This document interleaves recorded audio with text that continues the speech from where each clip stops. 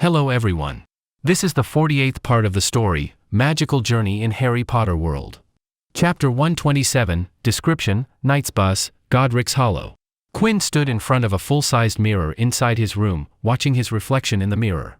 He wore a well-fitting white shirt and black denim pants layered with a hunter green blouson jacket. His pants were fastened around his waist with a tan belt, and down in his feet were a pair of brown leather loafers over checkered gray socks. Quinn's appearance had evolved and transformed as he grew up.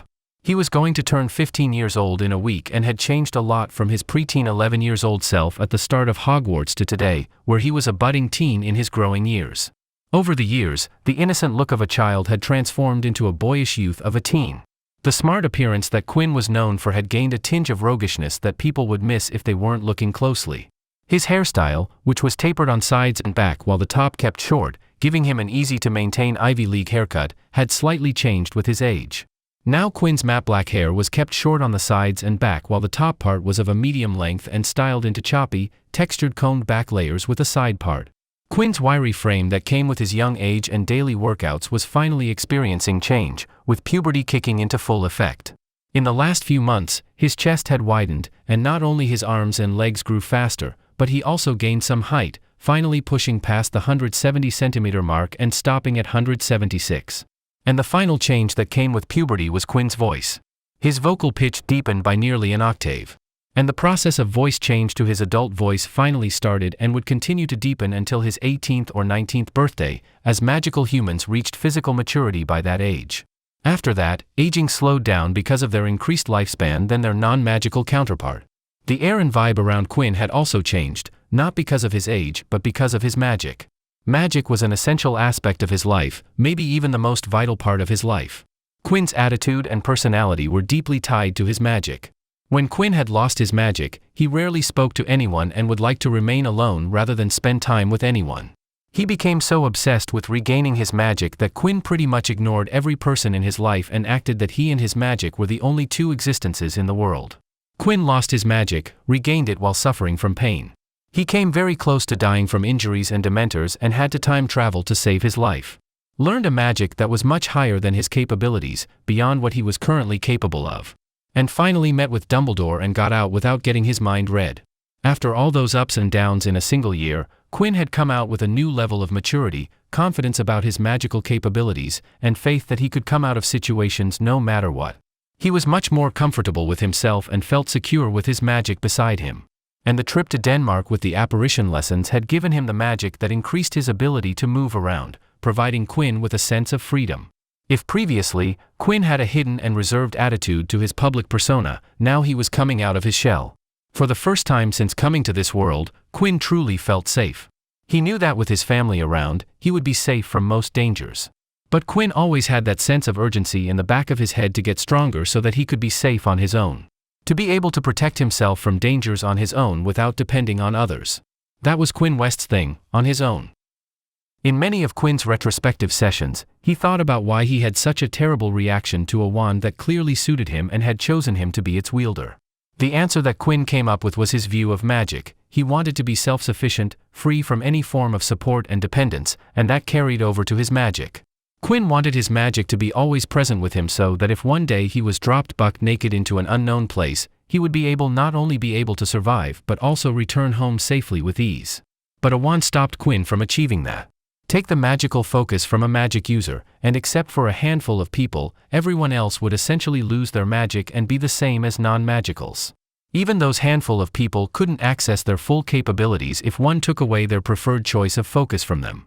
But Quinn could confidently say that he was the same no matter what the situation. And now here he was, standing in front of a full-sized mirror inside his room, straightening out his semi-casual clothes while checking them out to see if they were proper and if he looked presentable or not. Soon he had to leave for the Potter cottage in Godric's Hollows for dinner with the Potter family. "This will do," nodded Quinn after confirming that his outfit was appropriate for the occasion. He turned away from the full-sized mirror which hung beside his closet and walked to his bed. From the bed top, he picked up 3 white pocket-shaped objects and one by one applied them to the inner lining of his hunter green jacket. When white of the pocket-shaped fabric would touch the dark green fabric of the inner lining, threads would appear and stitch the white secure to the green, and then the white color would change to match the green. These were Quinn's trusty detachable pockets, spelled to have an expanded inside them. The idea had come to Quinn in his second, the year in which he had just begun working with fabrics and leather. Quinn had taken inspiration from a certain blue robotic cat, who had a half-moon-shaped pocket that held numerous fascinating gadgets. The 3 pockets didn't hold gadgets from the future. But the pockets did store the things Quinn wanted to carry with him: vials of numerous potions, safety equipment, a couple of tools, a lot of chocolate, 2 decks of cards, coins, and other miscellaneous things that Quinn always wanted on hand. "All right, I am ready." He entered the study to find the person he was searching for and found Ms. Rosie sitting in the sport that was usually reserved for her, and from the looks of it, she was working on the monthly budget and inventory of the West Mansion. "Ms. Rosie, I'm leaving for the dinner at Potter's," informed Quinn to the only adult in the house. Liao was in France with her friends while George and Elliot were out for business. Ms. Rosie looked up from the account books at Quinn and gave him a look over, examining his outfit and judging if it was proper for the function he was going to attend. "I still don't understand why you enjoy Muggle clothing so much," sighed Ms. Rosie. The old caretaker was a conservative lady and didn't understand the appeal of clothing from the non-magical society. "When will you return from the Potters?" Seeing that Ms. Rosie didn't critique his clothing meant that it passed her check and got her approval, meaning that he was good to go. "It will end quickly, from what I am guessing. I will go there, converse a little before dinner time, enjoy a meal and wrap up things with a short after-meal talk," shrugged Quinn. "I'm not particularly close to the Potter children, so I think it will be back just a little after grandfather and uncle come back home. Do they have the flu prepared for your arrival?" "I'm not traveling via the Flu Network," answered Quinn with a shake of his head. "I will be taking the night bus to Godric's Hollows, and then I will walk to the Potter cottage." "Again, with the night's bus, you have been using that service a lot, haven't you?" Ever since returning from Denmark, Quinn had stopped using Flu travel as a mode of transportation altogether. Instead, he had shifted to night's bus to get around. Taking the bus was time-consuming, but it was all for the sake of magic. "Ms. Rosie, I finally know apparition," grinned Quinn. "I have to know the places so that I can pop by anytime I want. The night bus simply allows me to travel places I can't travel by a Flu fireplace, especially the Muggle ones. My current long-time goal is to map the entire country, so I can get anywhere via apparition." Apparition required the user to have memory or a clear image of the destination they wanted to visit. And that clear image could only be obtained by visiting the place and couldn't be replicated by the destination's image. So Quinn, while he was outside of Hogwarts, was trying to use his time to go to important places so that he could increase the destinations he could travel to. "But you can use the Flu fireplace to travel to the Potters," pointed out Ms. Rosie. "Yes," nodded Quinn and then grinned in reply. "But the night bus is so much more fun." Ms. Rosie sighed at the teen in front of her and lightly waved her hand. "All right, off you go. Remember to maintain decorum, go straight to the Potter cottage and return directly. Don't take things from strangers, don't follow anyone you don't know, and if in trouble, immediately apparate. If you can't apparate or get out of trouble, you know how to send an emergency signal." The emergency signal was a blaring alert system that Quinn had set up inside the West Mansion. Everybody in the West family wore a piece of jewelry connected to the alert system in the manor. If, in any case, they were in trouble, the family member could use the jewelry to fire off the alert inside the mansion. Effectively send an SOS signal to get help. "Ms. Rosie, I'm not a child anymore. You don't have to repeat that every time I go outside," pouted Quinn while touching the thin silver chain necklace with a hexagon piece hanging from it around his neck. This was the jewelry Quinn had chosen for himself and was connected to the emergency/SOS system inside the manor. Ms. Rosie didn't grace him with a reply and went back to work while ignoring Quinn. To her, Quinn would always be a child. Scene break. Quinn walked out of the West Mansion gate, which he had been using a lot these days. As he exited, the enormous gate, which was slightly open, closed back up, and the chains that locked it went back around the 2 panels of the gate, binding the 2 together before the lock snapped into place. "Maybe I should talk to grandfather about changing this gate," thought Quinn. He didn't mind opening the entire gate every time, and it wasn't even a task because, with magic, he could do it every day, all day without breaking a sweat. But opening the gate just so that he could walk out seemed inefficient. Quinn raised his hand with his fake wand in his grasp. The wand tip glowed as he held the fake wand over his head. He waited in silence as the fake wand tip glowed and gazed around to look for something noticeable.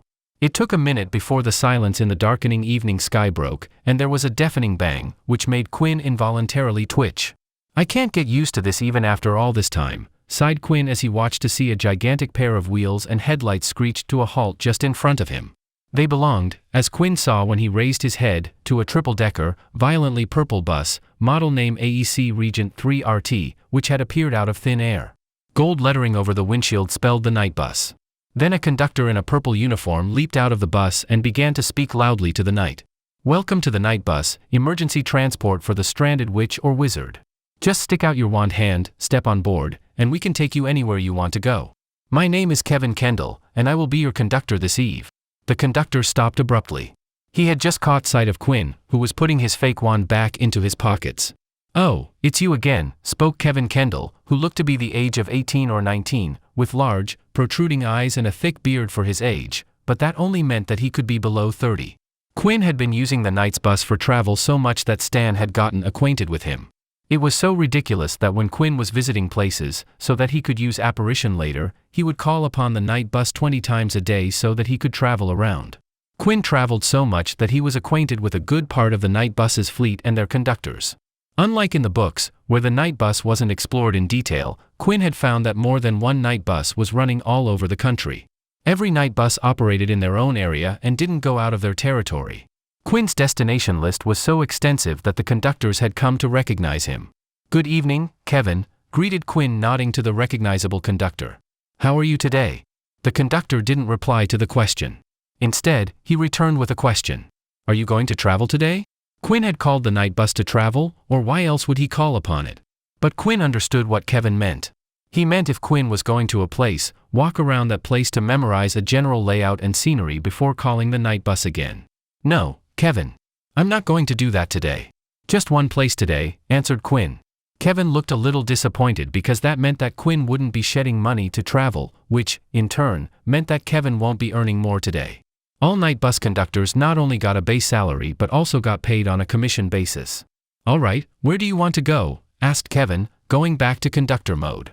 "Godric's Hollow," answered Quinn and reached into his pockets. "How much will it cost me?" Godric's Hollow was a village in the West Country of England. The West Country was a region of southwestern England, and covered the counties of Cornwall, Devon, Dorset, and Somerset, Wiltshire, Gloucestershire, and finally, Herefordshire, where West Manor was situated. This region of England also played home to many other wizarding families, including the Weasleys, Malfoys, Lovegoods, Diggorys, Abbotts, Scamanders, and once the Dumbledores, indicating that the region was densely populated as a residential area by the magical community. "8 sickles is the price," quoted Kevin. Quinn paid the amount and stepped onto the bus. There were no seats, instead, half a dozen brass bedsteads stood beside the curtain windows. Candles were burning in brackets beside each bed, illuminating the wood-paneled walls. There were a couple of passengers other than Quinn sitting/lying on the beds. He laid down on the bed as if it was his own home. Quinn knew what was about to come, and he was prepared for it. Kevin walked up to the driver's seat and spoke to the old driver, who had been driving the bus ever since its founding. "Take her away, Bol," said Stan, sitting down in the armchair next to Bol's. There was another tremendous bang, and the next moment Quinn found himself flat on his bed, pushed down by the speed of the night bus. He had been thrown back a couple times before Quinn learned that it was best to start the journey lying down. Pulling himself up, Quinn stared out of the dark window and saw that they were now bowling along a path outlined by trees. "Best go wake up Madame Marsh, Stan," said Bol. "We'll be in Wiltshire in a minute." Kevin passed Quinn's bed and disappeared up a narrow wooden staircase. Quinn continued to look out of the window and recalled the first few rides on the bus. None of the night bus drivers seemed to have mastered the use of a steering wheel, and it had freaked him half to his death. The night bus kept mounting the pavement, but it didn't hit anything. Lines of lampposts, mailboxes, and trash cans jumped out of its way as it approached and back into position once it had passed. Kevin came back downstairs, followed by a faintly green witch wrapped in a traveling cloak. "Here you go, Madame Marsh," said Kevin happily as Bol stamped on the brake and the bed slid a foot or so toward the front of the bus. Madame Marsh clamped a handkerchief to her mouth and tottered down the steps. Kevin threw her bag out after her and rammed the doors shut. There was another loud bang, and they were thundering down a narrow country lane, trees leaping out of the way. Bol slammed on the brakes, and the night bus skidded to a halt in front of a small pub. "Thanks," Quinn said to Kevin. Kevin tipped his conductor cap and then slammed the door closed before there was another loud bang, and the night bus was off doing its duty. Godric's Hollow could be described as being quaint. There was a narrow road with look-alike cottages that resided on either side of it. There were streetlights at the center of the village, indicating it as the square. Beyond that square was a church, and even though Quinn couldn't see it, there was a graveyard behind the church. "Now, which one is Potter Cottage?" muttered Quinn as he walked inside the village and looked around the cottages on the side of the roads. "Oh, I see them. These must be the homes," spoke Quinn as he noticed non-magical repellent charms and wards around some cottages riddled around the villages. "Which one of these belongs to the Potters?" Quinn walked for a couple of minutes before he arrived at the edge of the village and saw a comfortably sized, two-story building with a small gate and hedges surrounding the front yard. He peered at the wall beside the door and saw the sign that read Potter. He lifted the latch of the small gate and entered the well-maintained greens and lush front yard with a small garden with colorful flowers to the side. Quinn walked down the paved path from the small fence gate to the main door and knocked using the door knocker installed in place of a bell. After half a minute, the door opened by the girl with red hair, and the moment their eyes met, Quinn greeted with a smile. "Good evening." Chapter 128, An Evening with the Potter Family. The sound of a calming chime reverberated inside the Potter cottage, filling the home of the Potter family with a familiar sound. Lily Potter, the lady of the house, professor of Muggle studies at Hogwarts, was setting up the table for dinner with the special cutlery that only came out when special guests were coming to their home. When she heard the chime, which only rang when the knocker at the main door was used. "Someone open the door," shouted Lily across the house to her family. "I will do it."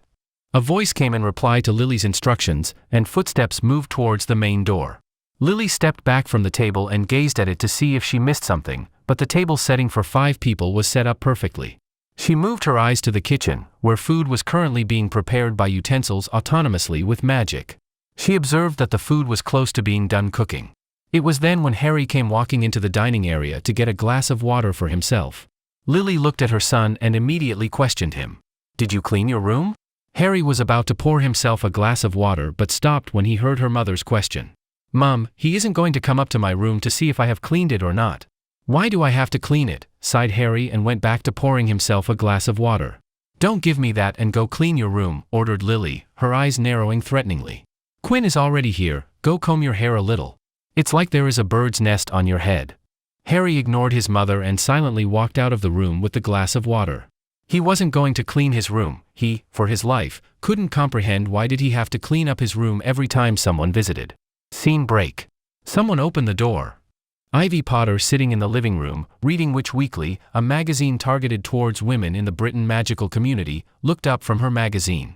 "I will do it," replied Ivy to her mother's call and got up from the sofa and walked through her house towards the main door. She opened the door, and there stood the person supposed to visit her home for a thank you dinner for saving her brother from a bunch of abductors. Her deep green eyes met the stone gray and saw the smile bloom on his face as he spoke up. "Good evening." Ivy Potter had Quinn West a lot while they were in Hogwarts. Even if she only talked to him a little while in a year, all students gathered in the Great Hall 3 times a day for meals. Everyone got to see everyone if they caught the eye, and Quinn was somewhat of an eye-catching figure. He was popular in the school for running AID and generally famous for helping everyone out. So if any glanced at the Ravenclaw long table, their eyes would briefly stop at Quinn before moving on.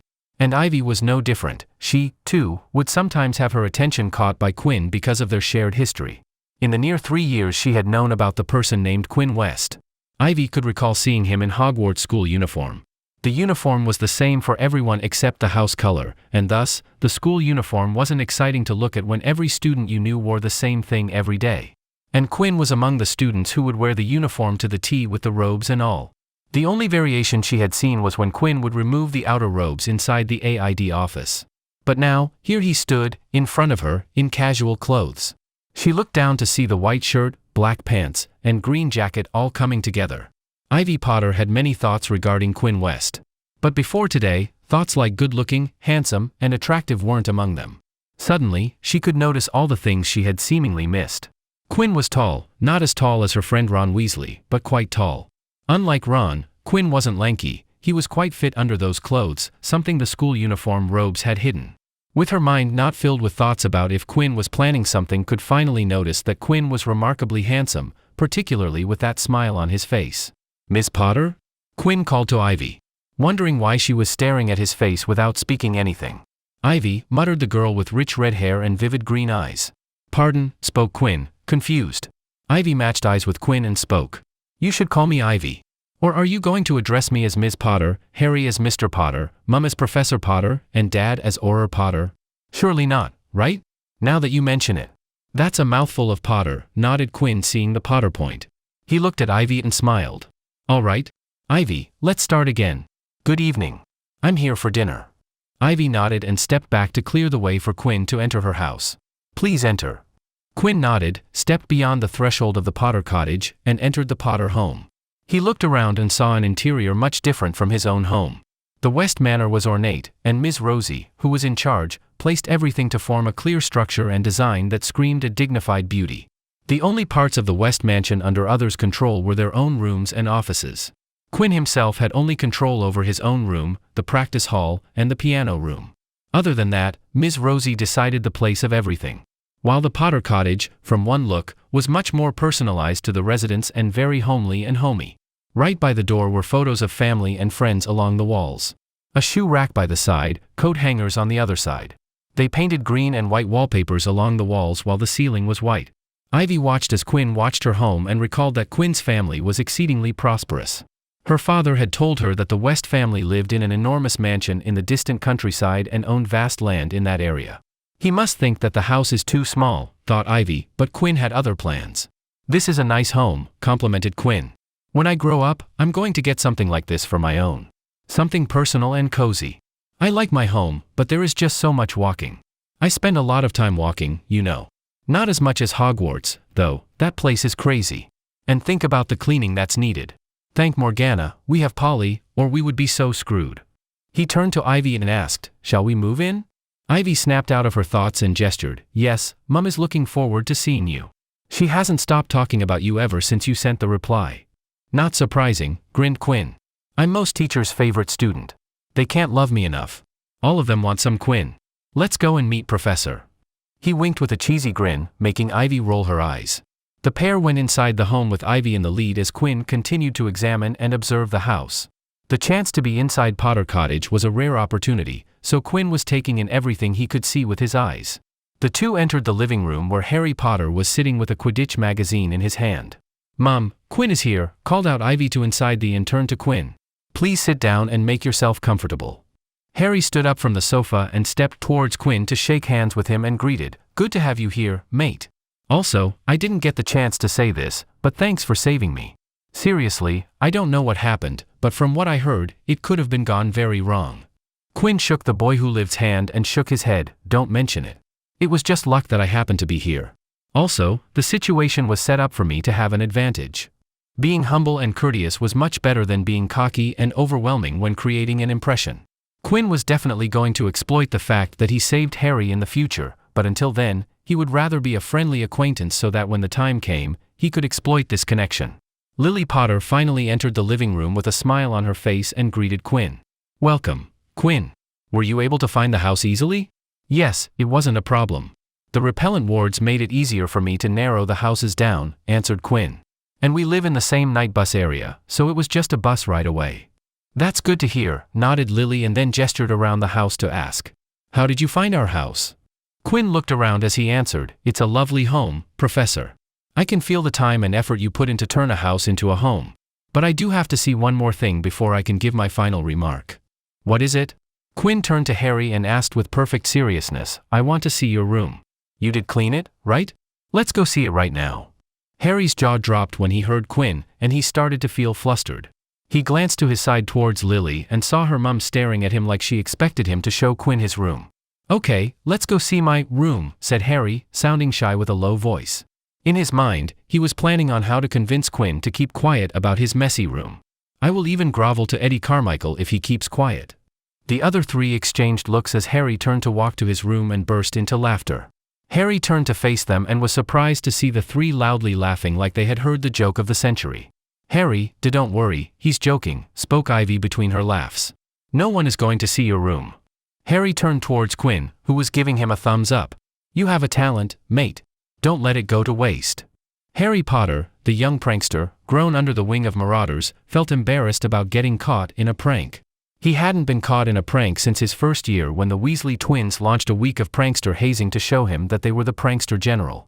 How did you know that Mum asked me to clean my room? Every mum says that. I was sure that here was the same deal, grinned Quinn.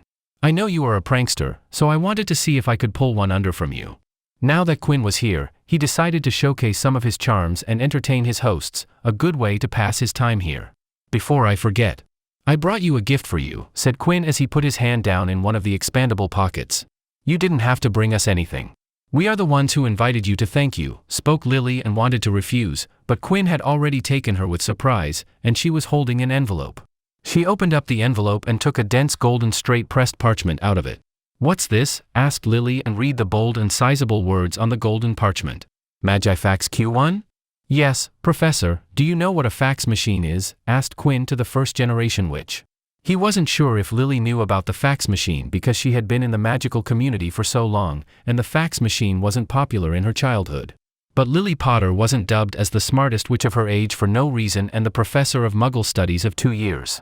Yes, I know of the fax machine. Excellent, Magifax is the same thing but made from magical technology. It performs the same function using none of the non-magical technology, answered Quinn and then pointed at the slip in Lily's hand. Magifax Q1 is for personal home use. It's compact and is optimized to work in homes instead of the office as our original line of products launched 1.5 years ago. I think Mr. Potter might know of it because the British Ministry approved the use of Magifax in communications recently. The slip in your hand is a discount coupon that will get you a 50% discount in our store in Horizon Alley on Magifax Q1. Take this to the store, and they will explain to you about our entire line of products. You replicated a Muggle item, and it got Ministry approved? Asked Lily, stunned about what she was hearing. It might function as the non-magical fax machine, but as I said, it's nothing like the non-magical fax machine.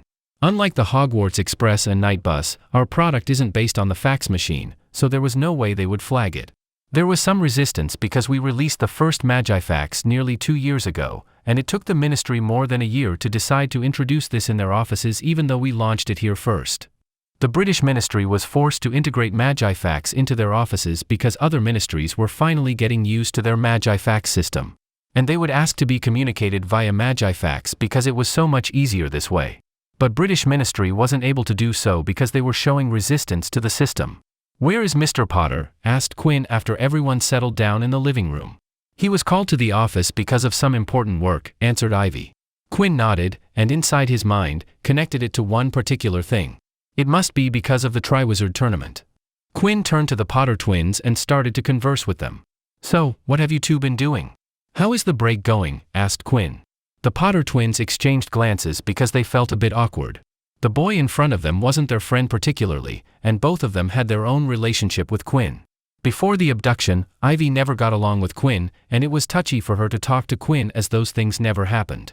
Harry didn't have much of a relationship with Quinn except for the one time he went to get information.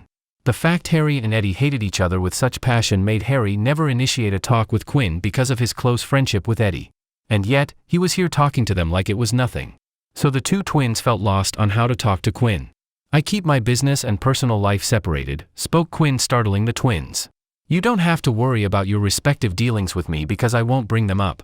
There is a time and place for everything, and right now isn't time to talk business. I came here because Professor Potter asked me to, so I will be the perfect guest and have a good time. I suggest that you do the same time, and given this is your house, you should relax. Quinn picked up the glass of mixed fruit juice that Lily had offered him and observed the twins. He already peeked into their mind to see that Harry had spilled his side to Ivy, which he didn't mind. As long as Ivy kept her side a secret, Quinn didn't mind Harry sharing. If someone came to him, Quinn would deny everything they threw at him because that was the deal made with Harry. Dad has been busy, so we decided to stay in for this year, answered Ivy, deciding to take Quinn's advice. If he was so relaxed in her home, why shouldn't she be? What about you? What did you do? I went to Denmark for a week, alone. Alone? Asked Ivy. Yes, it was my first solo trip, well, kind of. But yeah, you can say it was a solo trip. It was an excellent trip. Quinn turned to Harry, saw him reading the Quidditch magazine, and decided to rope him into a conversation. Are you excited about the World Cup game? Asked Quinn, pointing to the magazine. Yeah, it will be a fun game, nodded Harry, and his eyes shined, thinking about the upcoming game. Who are you supporting? Ireland, of course. They are the ones who be winning the game, declared Harry with utter confidence. Not Bulgaria with Victor Krum. His season record has been way better than any of the active seekers, asked Quinn. He had little idea what was going in the Quidditch world, but Quinn read enough of everything that he could hold a conversation if he wanted. He isn't that good, humped Harry, feeling competitive with a pro player while being a student athlete. You like Quidditch, any plans to go pro in the future? Asked Quinn, genuinely curious what this version of Harry Potter wanted to be in the future. Hell yeah, I'm going to be a pro in the future, responded Harry as if there was no other thing he wanted to do. I'm going to apply for the teams when I turn 16. Yeah, right, Ivy snorted and held back a laugh, but a lot of it escaped out. What? Questioned Harry, looking at his twin.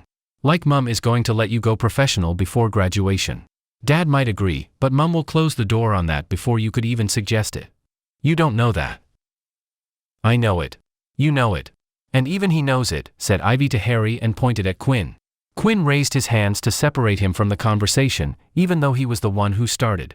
The twins started to argue, and as they did, Quinn's mind wandered to the Triwizard Tournament, but with the Quidditch talk going on, his mind connected those two things. Oh, shit. Harry and Ivy looked at Quinn, who was suddenly holding his face in his hands. This isn't good. This isn't good at all. How didn't I connect those two? Groaned Quinn. What happened? Asked Ivy. Quinn raised one hand and waved the question off while his other hand was still hiding his face. Eddie is going to kill me when he hears they will cancel Quidditch this year, thought Quinn. He is going to try to kill me. Quinn had run Eddie hard all year long in the preparation of the next year. But if Eddie hears that there won't be Quidditch because of the Triwizard Tournament, he would come after Quinn to release the frustration. Eddie could be exceedingly single-minded when he put his mind to it. I need to fix that somehow. I really need to fix that somehow, thought Quinn before he looked at Harry, who was looking at with confusion. All right, I would have to pull the biggest pitch of my life. Harry and Ivy seemed confused to see Quinn hide his face, groan, and then pat his thigh as if deciding something. They exchanged looks of confusion, wondering why Quinn was suddenly acting weird. Scene break. So Quinn, spoke James Potter, finally home from work after the sudden call to the office. This year is going to be your OWL year, isn't it? Are you nervous about the end-of-year examinations? Yes, it's my OWL year the coming year, answered Quinn as he sat down at the dinner table for dinner. But no, I'm not worried. Exams are easy if you study regularly. As expected of a Ravenclaw, smiled James as he too sat down. Oh, no, chuckled Quinn, wagging his finger in refusal. Ravenclaws aren't good at handling examinations. For Ravenclaw, the examination period is really stressful. Most of them turn into backward savaged when the time for exams come. Backward savages? All four Gryffindors, former and current, turned to Quinn for an answer. Quinn laid a napkin down on his lap before he answered. An average Ravenclaw wants nothing more than to score well on an exam and want to score more than anybody, and that includes other Ravenclaws. During exam times, it's every man for himself as the house unity is thrown into the trash. Then there are betrayals, backstabbings, fake notes, fake leaked papers, bogus potions, and herbs that are supposed to sharpen the mind, and so on. He looked up at everyone on the table and continued, one thing that every Ravenclaw has in common is that they study regularly. Meaning that when exam times come, they are already on revisions. So to get that competitive edge, they try to mess up with their competition. Employ any means that would reduce even a single mark of others would mean that their rank would increase by some number. My notes eliminated the fake note problem because mine is the best, and no other notes are needed, spoke Quinn as if stating a fact. But other than that, Ravenclaws are known used to employ laxatives to make each other miserable. When exam time comes, Ravenclaw gains the ambitiousness of a Slytherin, the courage of Gryffindor, and the hard work of Hufflepuff. Of course, every one of those traits is used in not-so-positive ways. Quinn looked at the food in front of him as the four Gryffindors looked at him because he spoke of tales of betrayals, backstabbings, and sabotage as if he was already used to it. Do you also do it? Asked Harry. Oh no, I don't do any of that. I don't need any of that. My grades are the result of simple and pure intellectual superiority, said Quinn before turning to Lily and complimented her. Professor, all of this food looks absolutely appetizing and stunning. I can't wait to get started. Please start, gestured Lily, and the meal started. As everyone ate, Ivy continued the previous conversation. Has anyone tried to sabotage you during exams? Plenty of times, answered Quinn between bites. They have tried to give me foods laced with laxatives, vomit inducers, bloating potions, and a lot more things that would cause trouble if it got out of Ravenclaw walls, so I'm not at liberty of disclosing any of that. Have to keep the darkness inside the walls. Did they succeed? Not once. I know to check my food around that time. Then Quinn chuckled at a thought. If we ever show all those sabotage potions to Professor Snape, he would be stunned to see the quality of potions that we Ravenclaw can produce when we are motivated. They are fantastic. Quinn looked up at Lily and once again threw a compliment at her. Professor, I didn't know you could cook this good. Have you ever thought of changing professions? If you have, please contact me so we can set something up because this will be an overnight success.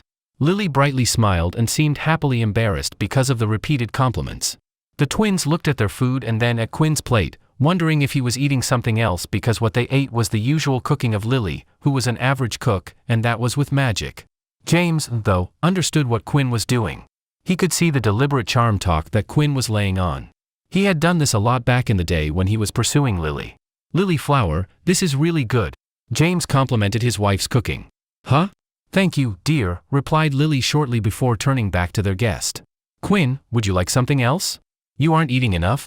Lily was getting excited because Quinn's charm was working, and she reciprocated by being more friendly and hospitable. Yes, Professor. I would like some mashed peas. I never liked mashed peas, but these are delectable. I can't get enough. Lily happily passed Quinn some mashed peas, and he ate them as if they were the most delicious thing he had ever eaten. Oh, come on, enough with that. Reel some of it in, thought James as he couldn't believe how thick Quinn was laying it and how well it was working.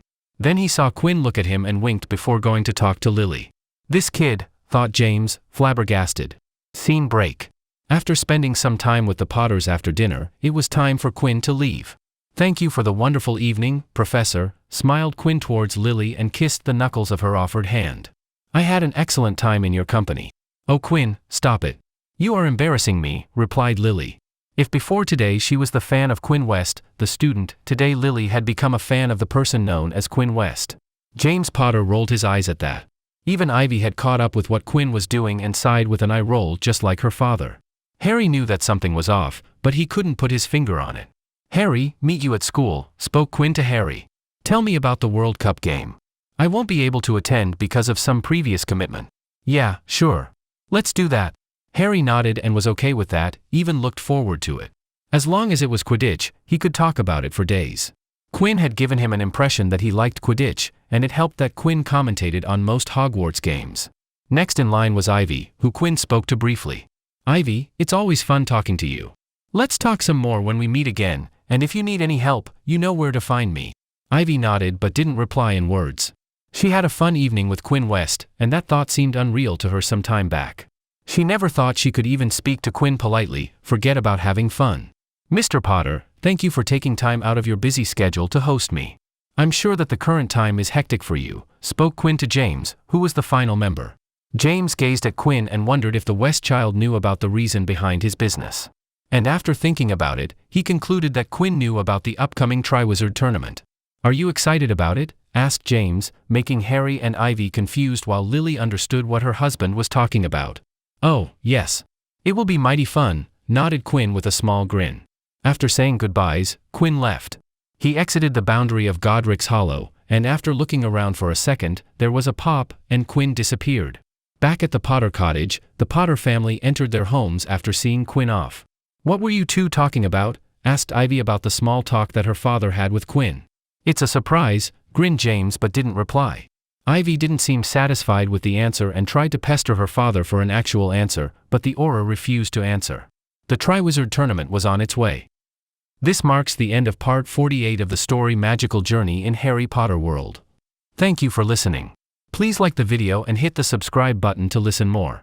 Hit the bell icon to get notified of all the new content uploaded to the channel ASAP.